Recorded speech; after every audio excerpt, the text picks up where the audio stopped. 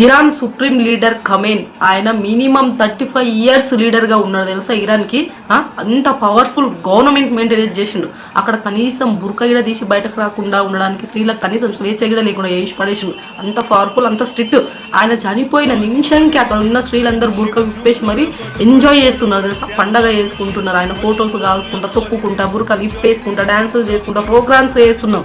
కానీ ఆయన చనిపోయిన వార్త విన్న వెంబడి మన భారతదేశంలో ఉన్న కొడుకులు ఏం చేస్తున్నారు, హైదరాబాద్లో కానీ, లక్నోలో కానీ, చెన్నైలో, ఉత్తరప్రదేశ్లో కానీ, జమ్మూ కాశ్మీర్లో కానీ వీళ్ళంతా ఆ శోక సంద్రంలో ఉండిపోయాడు. ఏదో మా ఫాదర్ చనిపోయాడు అనే ఫీలింగ్తో ఉండిపోయారు అనుకో. నాకు ఏదైనా మీ బ్లడ్ రిలేషన్ ఆరా వాడు చచ్చిపోయిన కొద్దికి మీరు విపరీతంగా ఏడుస్తున్నారు అంటే మీరు ఒకవేళ భారతదేశానికి ఇరాన్కి యుద్ధమే జరిగితే భారతదేశంలో ఉన్న ముస్లింలంతా ఇరాన్కి సపోర్ట్ చేసేటోళ్ళు. లేకపోతే మీరు ఆయన కోసం మీరు ఎందుకు ఏడుస్తారు రవి? భారతదేశంలో ఉండు, మీరు భారతదేశానికి ఇంకా యుద్ధం జరగలేదని చెప్పి సంతోషపడాలా.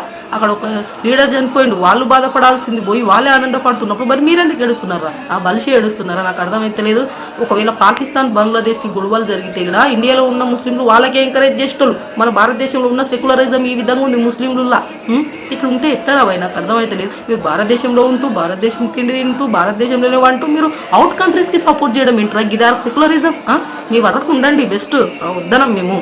కానీ మీరు వేరే దేశాలకు సపోర్ట్ చేస్తామంటే అది ఎట్లా రాబాయి? అంటే మీ భారతదేశం గుట్టు మొత్తం వేరే దేశాలకు పార్సల్ చేస్తున్నారా? ఇది కొంపదీసి చెత్త మొహాలు గుర్తుపెట్టుకోండి. అందుకే మిమ్మల్ని ఏ దేశంలో ఉండనీయకుండా పారదుబ్బుతున్నారు, ఏ దేశంలో నిగలనిస్తలేరు. కనీసం భారతదేశంలో అయినా ఫ్రీగా ఉండండి.